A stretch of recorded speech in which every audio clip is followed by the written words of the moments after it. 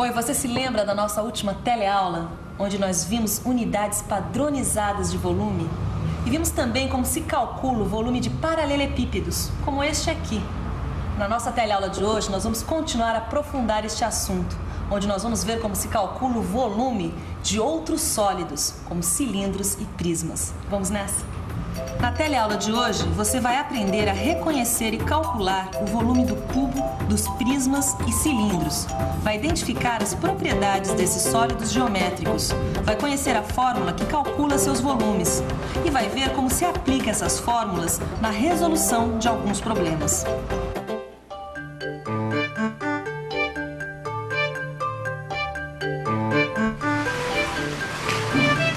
Vamos botar água pra ferver, viu? Pode pôr pra ferver. Mas, ô Gil, por que você não pega a panela e enche direto na torneira, hein? Você tá louco, rapaz? Olha só o tamanho dessa panela. Essa panela cheia d'água não dá pra carregar, não.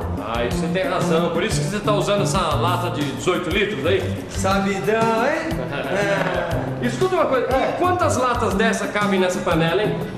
Olha, rapaz, sabe o que você me pegou? Eu nunca contei, não, viu? Ué, mas não precisa contar. É só saber a capacidade da panela, né? Mas como é que faz isso? Bom, sabe que agora você que me pegou? Como é que faz? Peraí. Oi, como você sabe, esta panela aqui tem a forma de um cilindro. E cilindro é um dos sólidos geométricos que a gente vai estudar nessa teleaula. Cilindros como estes aqui. Mas não são só os cilindros que a gente vai estudar. Nós vamos ver também como se calcula o volume de prismas, como estes aqui. Não sei se você se lembra, mas prisma é um sólido geométrico que tem bases iguais e paralelas e também arestas laterais iguais e paralelas que ligam essas duas bases. Deu para entender? Vamos conferir. Veja que o prisma possui bases paralelas e iguais e que suas arestas laterais são todas iguais. Os prismas são denominados pelo número de lados de suas bases. Este aqui é um prisma triangular, porque suas bases são triângulos. Este outro aqui é um prisma quadrangular, suas bases são quadrados. Já este outro aqui é um prisma retangular. Olha só, as bases dele são retângulos. E os cilindros? Os cilindros também têm bases paralelas, só que as bases dos cilindros são círculos. Entendeu, Gil? Entendi. Mas eu ainda não sei como se calcula o volume daquela panela lá. Ei, mas calma. Vamos por partes. Não atropela meu raciocínio. Pra gente entender direito, a gente tem que ir por partes. Então você pode me dizer que parte é agora? Perfeitamente. Agora nós temos que falar sobre as características dos sólidos. Por exemplo, essa lata aqui. Que tipo de sólido é esse? Olha, isso aqui é um paralelepípedo ou, se você preferir, um bloco retangular. Muito bem, gostei de ver. Então, e quais são as características desse sólido? Peraí, eu não tô entendendo o que você quer dizer com característica. Um paralelepípedo é formado por 6 retângulos iguais 2 a 2. Veja que essa face é igual a essa é igual a essa, assim como essas duas também são iguais. Além disso, em cada vértice do paralelepípedo, as arestas são perpendiculares entre si. Essa eu já sabia. Lembrou da última teleaula, né? Foi quando a gente aprendeu a calcular o volume do paralelepípedo, tá lembrado? Tô lembrado. E você, lembra como é que se calculava? Se não lembrou, é assim, ó. O volume do paralelepípedo é determinado pelo produto de suas dimensões, que nesse caso fica sendo de A vezes B vezes C. Mas tem uma coisa sobre o volume dos paralelepípedos que você não sabe. Posso saber o que é? Pode. Você não disse que o volume dos paralelepípedos é calculado pelo produto das suas dimensões? Ou seja, este lado vezes esse lado vezes esse lado. É isso aí. Agora, este lado vezes este lado aqui não é igual à área da base?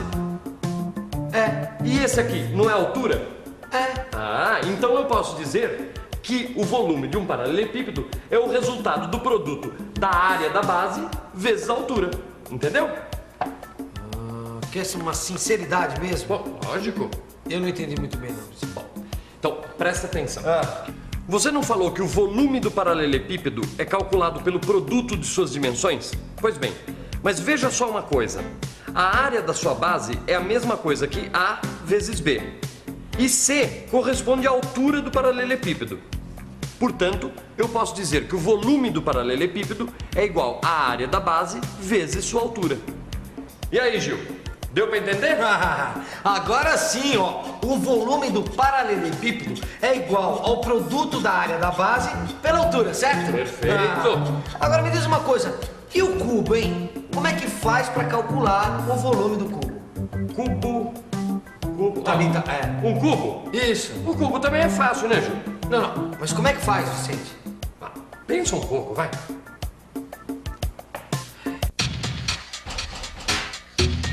Vamos pensar um pouco. Um cubo é um sólido formado por 6 arestas iguais. E como no bloco retangular, seu volume também pode ser calculado pelo produto da área de sua base pela sua altura. Mas veja só, como suas arestas são iguais, eu tenho que seu volume é igual ao comprimento da aresta A elevado ao cubo. Na verdade, a fórmula que a gente usa para calcular o volume de um paralelepípedo como este aqui serve também para calcular o volume de todos os sólidos geométricos que têm suas bases iguais e paralelas. É o caso desses prismas aqui. A gente calcula o volume multiplicando a área da base pela altura. Mas tem um detalhe, os cilindros, que também têm as bases iguais e paralelas, também podem ter seu volume calculado por essa mesma fórmula. Resumindo, todos os sólidos geométricos que têm suas bases iguais e paralelas podem ter seu volume calculados através dessa fórmula, pelo produto da área da base pela altura. E um prisma como este aqui, como é que a gente calcula o volume deste prisma? A gente já sabe que ele tem as bases iguais e paralelas. Então a gente sabe fazer esse cálculo. Vamos ver isto melhor. A gente sabe que prismas como este aqui, cujas bases são iguais e paralelas, o volume é calculado pelo produto da área da base pela altura. Mas como calcular a área dessa base? Veja que trata-se de um triângulo retângulo. E a área de um triângulo retângulo é igual à metade do produto dos comprimentos dos catetos, que aqui são 3 e 4 centímetros. Portanto, a área dessa base é igual a 6 centímetros quadrados. Agora ficou fácil.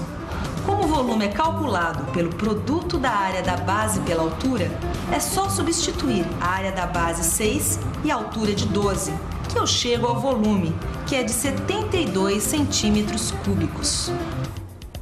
Peraí, Vicente! Se o volume de todos os sólidos cujas bases são iguais e paralelas pode ser calculado pelo produto da área da sua base pela altura, então a gente pode calcular o volume dessa panela, mano! Perfeito, porque ela é um cilindro. Com as bases iguais e paralelas. Matou a charada. Eu vou Agora pegar. é só fazer as contas. Aí está o nosso cilindro. Se o diâmetro é igual a 60, então o raio mede 30, tá certo? Certo, e como a gente sabe que a área de um círculo é igual ao produto do raio ao quadrado vezes π, então a gente tem que a área da base desse cilindro é igual a 3,14 vezes 30 ao quadrado. Que, com a ajuda da calculadora, eu descubro que dá 2.826 centímetros quadrados, que é a área da base do cilindro. Como o volume desse cilindro é igual ao produto da área da base pela altura, é só eu multiplicar 2.826 por 50, que dá 141.300 centímetros cúbicos.